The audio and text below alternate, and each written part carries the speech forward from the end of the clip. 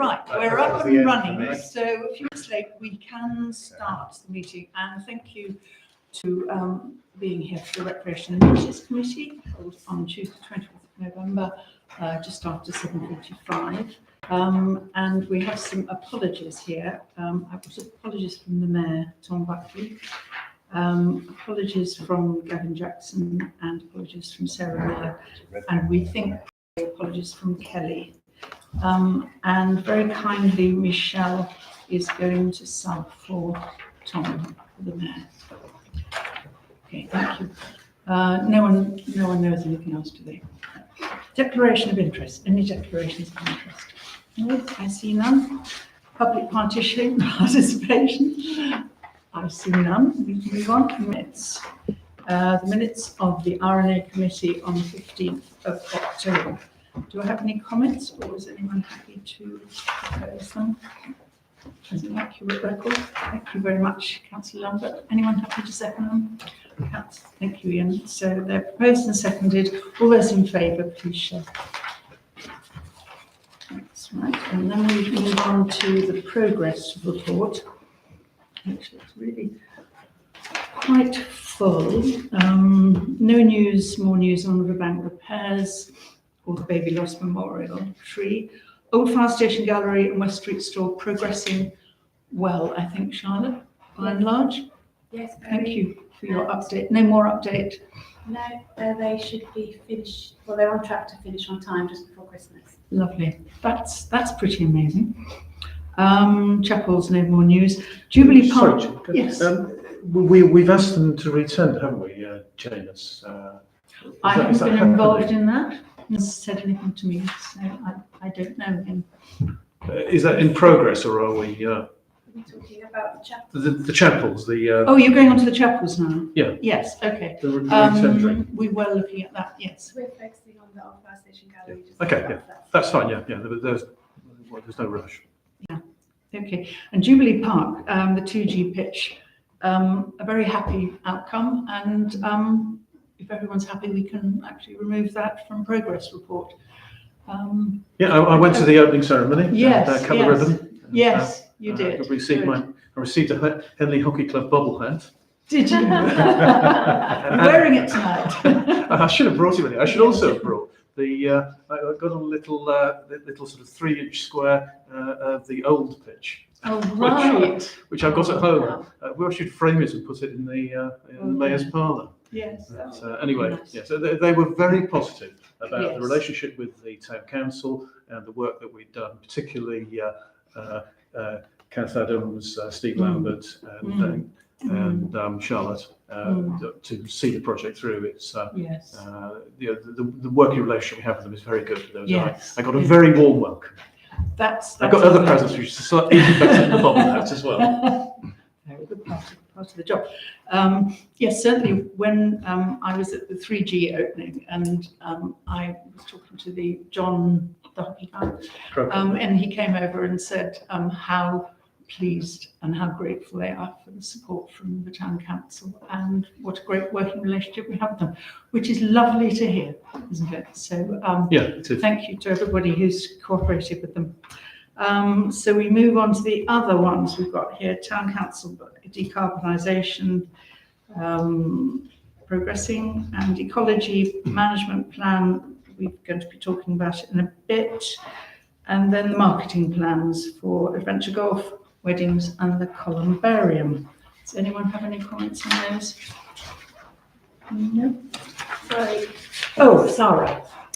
Yes, just to ask about the town council building decarbonisation. Are we going to get another update at some point about how it is progressing as an overall project? That would come from who would be progressing that? So that's a very good question. So that would be the project officer, Nick Deere, who's dealing with that. I don't have an update at the moment. I don't know if Charlotte has an update on that at all, but we can certainly chase it up. Yeah, but it's just lovely to get a continued update, because we know lots of things have been happening and things have been implemented, and so maybe it's even an opportunity to share how much one of the buildings that had solar put on, or something happened last year, the positive impact that has had. Like, it'd be great to get an update. Sure. We can celebrate. Yes, the likely pavilion, I think, have That was both it. solar panels and the Yeah. air source heat pumps. That was Yeah, it. might be interesting too. And Brenner Hall as well. And Brenner It's Hall, Brenner yes. Hall, yes, yeah. Better, assessment of the amount of money saved and CO2 not emitted. And the Over 60s Club, we earn about £600 a year, I think it is. Isn't it? It's in paperwork here, which has been doing for years. Any more comments before we move on to the finances, which we've got page 11 to 13. Any comments on the finances there?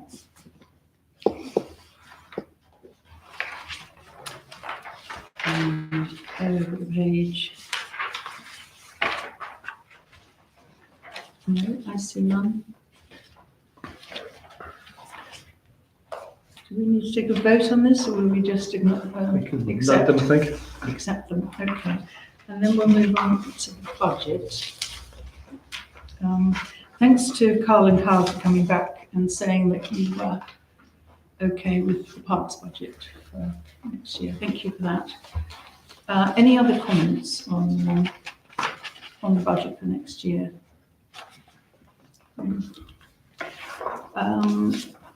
I see none. The one that I was thinking about was the allotments, because we have been approached by the allotments to help with the watering down there somehow. So I wondered whether it would be prudent to put a sum in there or to flag something up. Yeah. You're our rep on allotments, aren't you? Yes, Dave McEwen approached me and I approached you over the last month or two and look to see whether the water situation at primarily Greencroft, which has which does occasionally run dry, and also the water provision there isn't that good. It isn't. And that will be a capital expenditure item. So, Okay, so I don't think so it'll go in revenue. So we Right. haven't actually got a capital expenditure forecast here, but can we put that in at this point? Say, I don't know. Flag it up. I know you've had a meeting to start looking at it, start looking at the possibilities. Do you want me to jump in? Yes, yeah. So we did have our first meeting, and actually Greencroft hasn't run dry in about 20 years. So All right. there's just the longer the weather is drier, Yes. the harder they have to pump to bring that water up. And from what we've looked at so far, the best thing that we can do, or that we come up with at this point, is to introduce more water butts. Yes. Yes. Is for, even if it's lid off, which is not the best practice, but raining. In terms of a structure, something else that can collect rainwater, a big tank above ground is going to smell bad. It's going to have risk of Legionella. The cost of sinking something into the ground is very expensive. Boreholes are very expensive, and the ongoing maintenance of that just isn't sustainable. At this point, other than water butts, we're not really sure what more we can offer. Right. So it's not a matter of sinking another borehole down there or anything like that. That's quite an expensive exercise, and then there's the ongoing maintenance of it all. Yeah. So Yes. Yeah. that's where we are. Who did you meet with? It was Dave. So 2 people from Greencrofts, a chap from Waterman's Allotments, and Kyle, our plants manager. Okay. And they didn't have any other. No, it's something we're going to meet again in January, and it's something Okay. that we're continuing to do research on. But as we stand at the moment, I'm not sure that there is a significant amount. I mean, I spoke to Sheridan about this earlier today, and getting water from pumps and the standing taps is a bit part and parcel of owning a lot. Yes, because I was. It was upsetting really to hear that people are giving up their plots because they haven't been able to water them, and everything's dying, and that's really not. Which is why it would be really great to help them in any way that we could. So we'll, maybe we could put that on progress actually and see, see how that's progressing or not. You said that a borehole would be expensive. Having a look to see what sort of order of magnitude costs we might have to look at if we went ahead with that would be useful.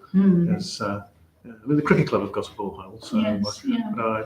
once you've got it, you just have to. I think there are some maintenance and a license to Thames Water, or is it the Environment Agency, one of the two, that you need to pay for. It would be good to investigate it just to see what we're talking about really, wouldn't it? Yeah. And there's an old pump there, isn't there? Or that we maintain. There's approximately 8 pumps there at the moment. Really? Yeah. Scattered around. Yeah, around the site. Around the sites. Yeah. But some of the older allotment holders find it both hard to pump and to carry. Yes. Carry Yes. a heavy water can. Yes. Yeah. Some distance. Yes. Yeah. Sarah. Yeah, it's fascinating to hear the challenges that are being experienced by allotment holders, and I'm sorry to say, but with our changing climate, we are likely to get drier periods and more drought and wetter periods as well. I'm sure that perhaps there are other national allotments organisations or networks who are facing very similar challenges with possibly an ageing population who have allotments. And I wonder, as part of your research, just reaching out to ongoing those. advice is that to install Yeah. more water butts. Yeah. So to make those closer to those people's plots. Yeah. That's the current advice. Sherry. So, correct me if I'm wrong, but the fact that there are pumps on site, doesn't that, surely they be pumping from a borehole? No, Isn't There's the water tank. just below the water table. Yeah. just below the water? Yeah, you and I had that discussion, but Right. there isn't a borehole there. Well, the cricket club have one. Sorry. Maybe we could share with the cricket club. Yeah, we could seek their advice. Yeah. Yeah. Yeah, that would be that's a good point to ask. Okay, any other comments on the budget? No? Okay. We move on to this the town hall weddings and reception bookings forms.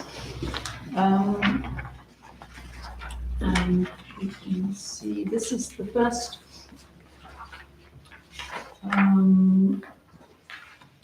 This is the dedicated wedding booking form, and I can see exactly why you're doing a dedicated It's very wedding difficult. Yeah. one. Very- It's so complicated, isn't it? Do you want this? Do you want that? So thank you very much for drawing this up, Charlotte.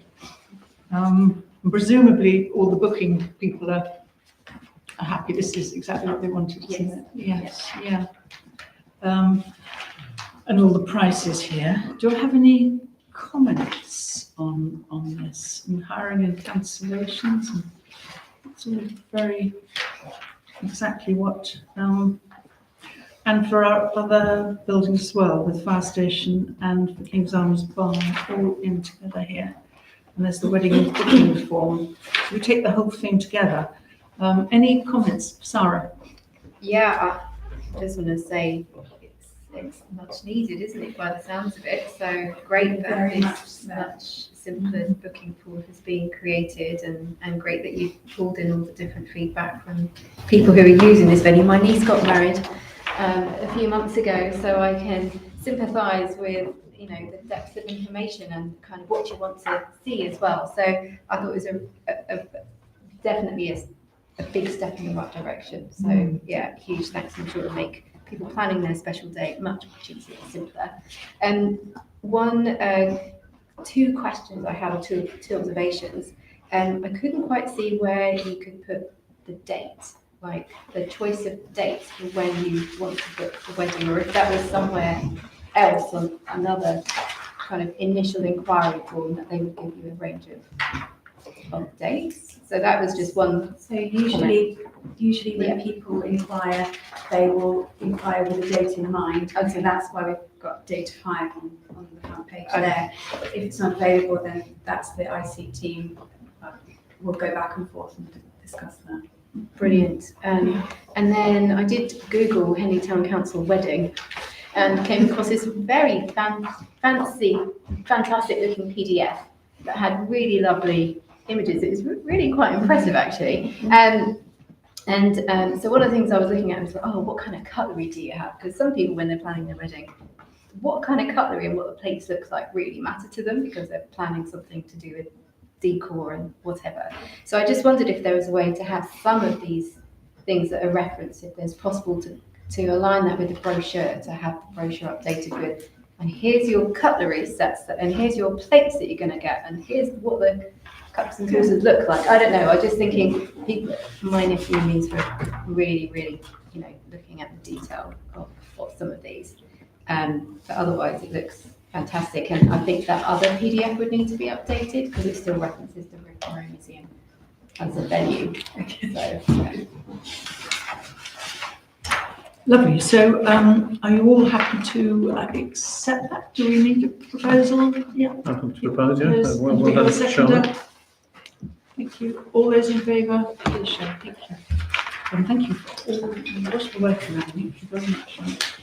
And the next one is the Fairmount Cemetery and Corn Bearing Rules and Regulations, which I understand is a biannual review, and there's no changes there. No. So again, it's hugely comprehensive, isn't it? Which it needs to be. So any comments? No? No comments? Comments? Well, No? I read this in detail and I was really, I don't know if the word encouraged is the right word, but the green graves and what that entails, though, it's good that we're offering the green graves. It's really important actually to tighten this up because historically I can remember from years gone by that there have been issues, and particularly such a sensitive situation, you need absolutely clear guidelines on that. Yeah. So, do we have a proposal to accept this rules and regulations? Yep, no, Yes. propose. Ian, are you happy to second, Sarah? All those in favour, please show. Thank you. And then the last one is our ecological audit report. And we have our meeting on the 7th of November. Katrina, do you want to come to the table or? Oh, I'm only here really because we've got the questions, so you know quite a lot about it already. Glenn and Michelle probably less so. So we had a meeting from Mark Smedatello, who's the ecologist who's been working on the 6 sites around here with one of his colleagues. They work for Future Nature, and they came and basically delivered what currently is some proposed biodiversity enhancements for the 6 sites. He put those on the table. Around that table we had several people from parks, actually Kyle, we had Sally Rankin, we had Catherine, some of the councillors, and we talked through each of the sites in detail about what we thought they were suggesting and gave some pointers. Then last week we had another meeting, which was just an internal meeting with 5 of the parks team and Lex Conservation and Sally. So we've had then another discussion about it, looking in even more detail about what we think is realistic.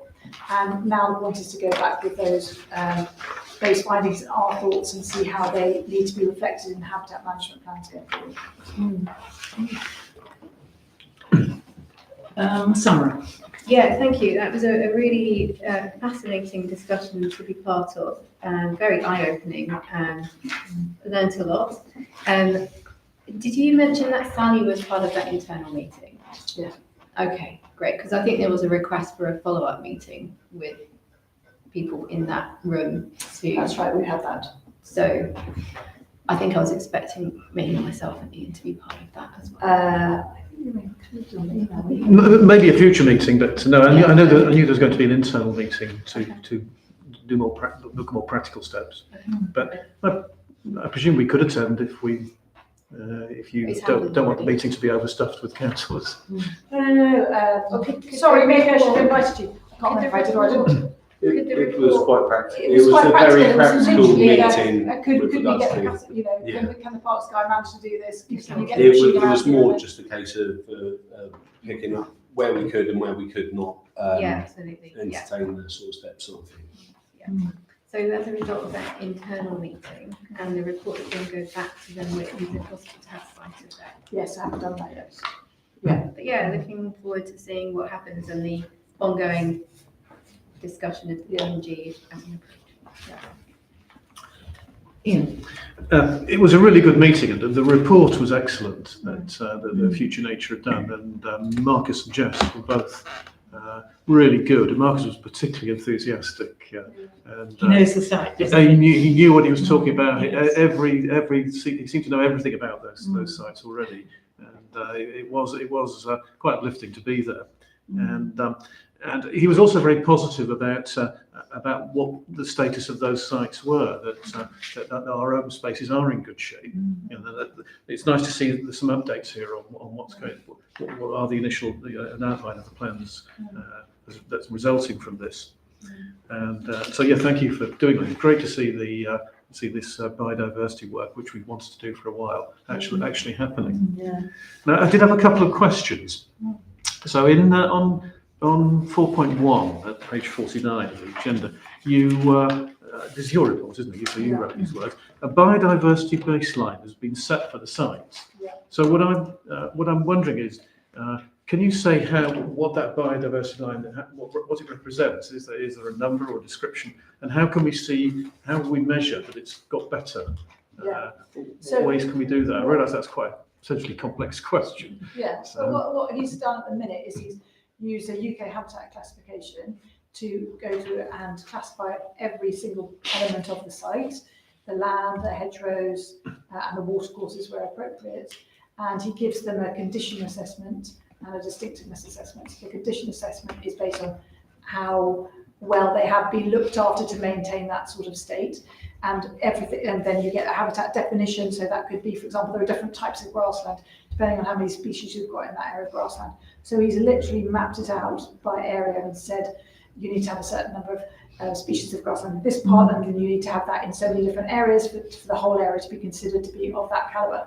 So he's laid that down as a baseline, and the reason why it's important is because if as a council you decide that you want to go forward with trying to get some biodiversity net gain credits from the land, you need to have a baseline so they can say, as of this point, this is where we started, anything we do in the future. If we decide not to go down the BNG route for certain elements of it, potentially, and still want to understand how well we do in biodiversity in terms of what we just do ourselves, we could then go and have another similar audit, say in 3 years' time or 5 years' time, and it could work against the same baseline which is entered into the system, which basically means it's there for good. Yeah, that's what I was wondering. Will we be able to regularly over the future assess how well we're doing? Yeah. It's nice to see that and how much better we can do. Yeah, that's right. And I did have you mentioned biodiversity net gain. You go on to say there's an option for some of these projects cited to be packaged as available of BNG units that could be sold. Yeah. How does that work? So so developers are required to have a certain percentage increase in biodiversity net gain on their site. If they can't deliver it on their site, they can buy credits from elsewhere. They can only buy them within their locality, namely the local authority area, I think is the locality. So that means that there needs to be built up a bank of units that can be bought by developers within this area. And some units are already sitting there that have been produced by other schemes, and some are in plentiful supply and some are in less plentiful supply. So if we are able, for example, to say we can go ahead with a project on, for example, let's just take the cemetery as an example, and we've got the baseline here. We think that over 30 years we are able to maintain this site at a point where we can improve the biodiversity, and we will manage it over those 30 years. We can sell that like as a future, if you like. So you sell that credit. Bitcoins, isn't it? Yeah, well. I was thinking of carbon credits. Yeah, carbon credit It's sounds the same as carbon credits. Yeah. It's just that in some ways We're not going to it's less cryptocurrency, complicated. shall we? Yeah, in some ways it's less complicated than carbon credits, because carbon credits can be allocated by all sorts of things, whereas at least this has a very secure system on the back of it, which is the habitat classification that's used as a proxy for biodiversity. So that is basically a possible option. The issue with it is that you need to be able to put credits into the bank, you need to have a substantial number of credits for it to be worth the process, of which is quite a lot of paperwork, risk monitoring, etc. So you either need to have 50 credits to be justified as putting something into the bank. And the schemes that they've come up with so far are about 77 credits. Now, that was prior to any conversation with Parks and about the practicalities of actually being able to deliver. So if on certain of the sites it's not possible to deliver that, for example, the River Hart, we might be curtailed by the fact that we've leased out some of the land to the football club, for example. We may not be able to do that project, in which case we can't count those credits. So we're then dumbing down our 77. So whether we can reach 50 or whether we need to look elsewhere, for example, expand the Marsh Meadows site project, for example, or find somewhere else if we wanted to build up this pool of credits. The other thing that's important to mention is that at some point you will need to decide whether you want to go down this route or not, because there's no point starting making enhancements to the site. For example, the cemetery now, if this is the baseline, you can't start doing the work and then sell your credits in 2 years' time, because your baseline will have shifted because you've already done the work. So you don't want to delay doing all the work. So you need to. So if we're going to do it, we At should some go point, ahead we need to make quickly. a decision Yeah. quickly rather than hanging fire. What sort of financial benefit is there? Oh, I mean, there can be enormous. I mean, we're talking some units, well, watercourse units can be up to £150,000 for a unit, and they're mentioning a couple of units. But you have to bear in mind that you've got the cost of maintenance of that scheme over 30 years. So Marcus did say, not in his written report, but he said in passing at the end, he would say that we would be making a loss. But the fact is we're not making a loss because we, as the town council, would be having to maintain those sites anyway. But if you were purely doing it on a commercial basis, the money you're getting in and the cost of maintaining it would work. But in our case, it may do, and it would be an income now for a commitment to deliver over 30 years. Plus an enhanced attractive area. Oh, plus amazing benefits of All of that. biodiversity, Yeah. and the monies could then be ploughed into other biodiversity projects. So Yes, there's plenty of scope for. Mm. Do we know of any other towns who have rolled this out successfully, or is it a bit too early days? So that's a very good question about towns. I don't know. Or parishes? Yeah. So I went to go and no, I don't know that, but I know that EVOUT, the Organisation of Arts, Oxfordshire, Wildlife Trust, which sit behind Future Nature, have been doing this. And I went to the talk that they gave about how successful it is. And one of the things they said is you have to be rather risk averse in your predictions. So you need to make sure that you don't predict a phenomenal site when you may not be able to deliver it. And I think they would give us really good advice. They sounded really sound about the way they approach it. So I think Future Nature would, and this is not Marcus, this is his boss, I think, but he would probably be quite sound at being able to give us advice as to what we actually can put forward. So, for example, you don't say lowland calcareous grasses are the top type of grass. You wouldn't say that. You'd say one level down of grass that you try and achieve. If you ended up being able to do even better than that, you can then sell the top one, the higher credit. What he also said is they've done, as an extra precaution, again, being risk averse, is he has it monitored not only by the system, but also themselves. They do their own independent monitoring every year or every 2 years to make sure they keep totally tabs on what they are delivering. With my planning hat on, if I may, Chair, with the planning and infrastructure bill that's currently going through government, this is an area of growth.